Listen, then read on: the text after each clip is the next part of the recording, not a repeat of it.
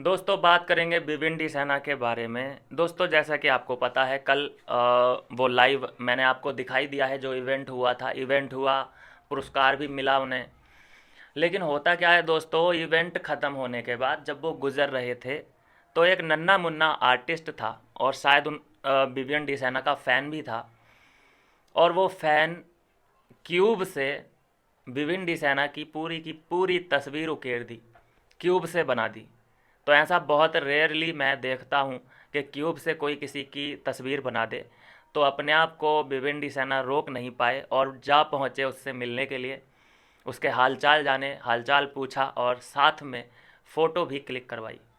तो मतलब ये है कहने का कि अगर ऐसा कोई आर्ट देखते हैं भिवंडी सेना तो अपने आप को जाने से, मतलब जा रहे हैं अपने दल के साथ अलग रास्ते पे, लेकिन जब नज़र पड़ती है तो वो आ जाते हैं उससे मिलने के लिए, रोक ही नहीं पाए अपने आप को। अच्छा लगा देख के। मैं देख रहा हूँ दोस्तों बहुत ज़्यादा पॉजिटिविटी का एक सिंबल बनते जा रहे हैं भिवंडी सेना। लगातार पॉजिटिविटी स्प्रेड कर रहे हैं। कोई किसी की बुराई नहीं, किसी का भी अपनी ज़ुबान से नाम नहीं।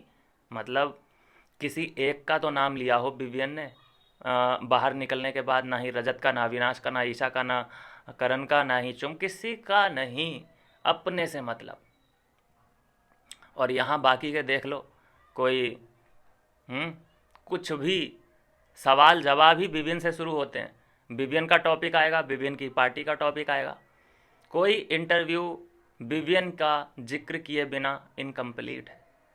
पूरा इंटरव्यू तभी माना जाएगा कि जब उसमें विवियन की बुराई होगी। मैं नहीं मानता कि चलो इसमें कोई इतने भी ज़्यादा खराबी, ठीक ही है। चर्चे उसी के होते हैं ना जो जो जिसमें कुछ खास बात होती है, जिसमें कुछ खास बात होती है लोग उसी के चर्चे करते हैं। करो, क्या इस पे, सेहत पे क्या फ़र्क पड़ने वाला है अगले के।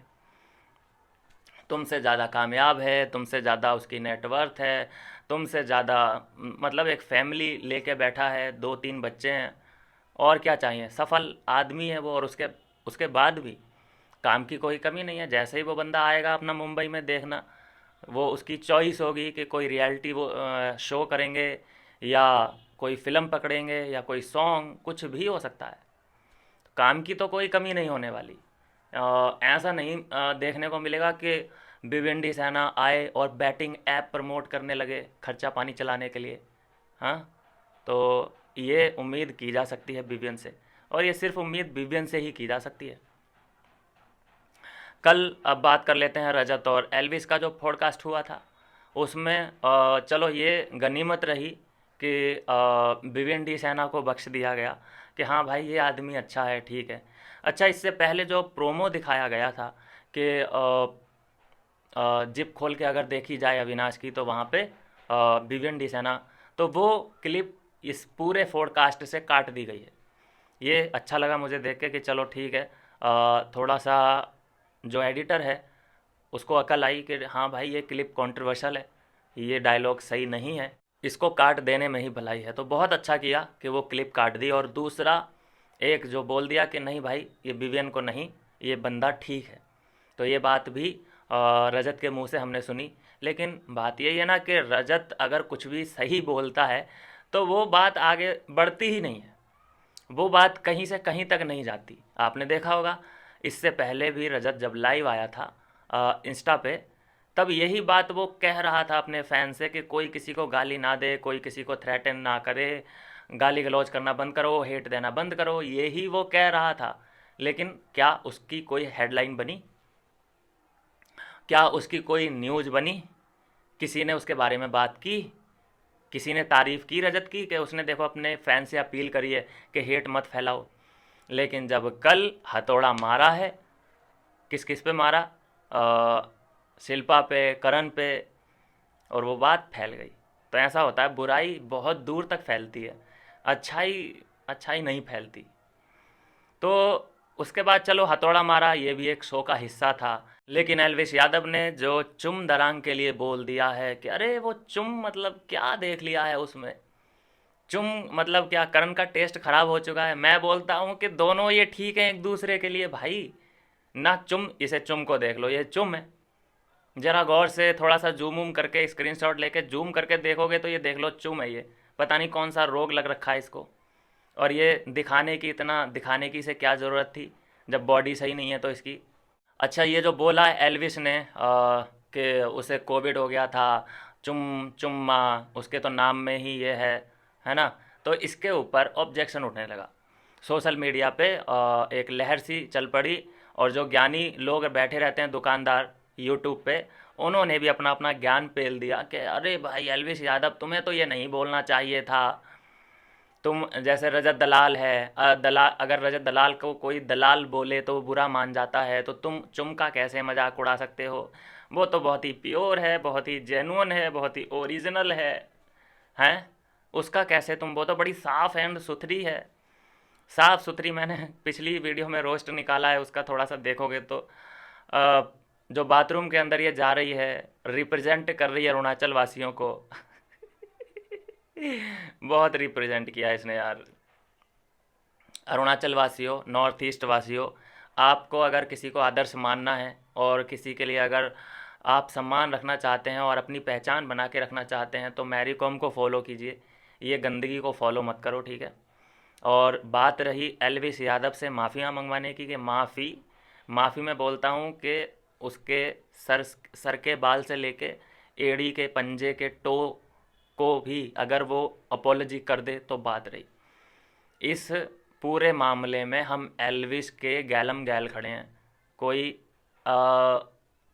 सॉरी बुलवा के दिखा दे एल्विस यादव से। यहाँ पे कोई गलती एल्विस यादव ने नहीं की है।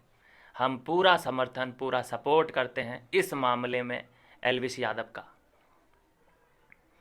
तुम्हारी लड़की बाथरूम में जा सकती है एक गैर मर्द के साथ, जिसे वो अपना बॉयफ्रेंड भी नहीं बताना चाहती, हैं, वो तुमने जस्टिफाई कर दिया, ओरिजिनलिटी दिखा दी, और यहाँ पे उसने बोल दिया तो बुरा लग गया, हैं। तो ये बातें हैं, दोगलापन मत दिखाओ। ओरिजिनल ओरिजिनल कह के उसकी इमेज को मत चमकाओ, हमें पता है वो कितनी ओरिजिनल है। जब ये बाथरूम के अंदर गई थी तो टांग क्यों उठा रही थी, मुझे तो ये समझ ही नहीं आया। कोई कमेंट ज़रूर कर देना अगर कोई समझता हो, ये बायोलॉजिकल में मेरे समझ ही नहीं आई चीज़ें। और ये वीडियो कल से ही वायरल चल रहे हैं कि भाई इतना इतना भी कुछ नहीं बोल दिया जो कि तुम्हारी लड़की अंदर करके आ गई। और सबसे बुरी बात मुझे जो लगी कि माँ आई और वो कह रही है कि हमें अपनी लड़की पे पूरा भरोसा है, कि वो बाथरूम के अंदर भी अगर लड़के के साथ है तो हमें पूरा भरोसा है, वो कुछ नहीं किया उसने। सोचिए, अगर कुछ नहीं करना था तो बाथरूम के अंदर बंद ही क्यों होना था। ये तो पता है ना कि लोग शक करते हैं ऐसे इंसिडेंट पे। या तो भैया हम गधे हैं, हमारे पास बुद्धि नाम की कोई चीज़ नहीं है, हमारा दिमाग फिर घुटनों में है ये कह लो, या फिर हमने लकड़ी वाला चश्मा पहन रखा है। ये ऐसा कह दो भैया, पागल ठहरा दो हमें, तब तो मान लें कि हाँ चलो हम पागल हैं साला। तुम्हारी लड़की एक ओरिजिनल है, हैं।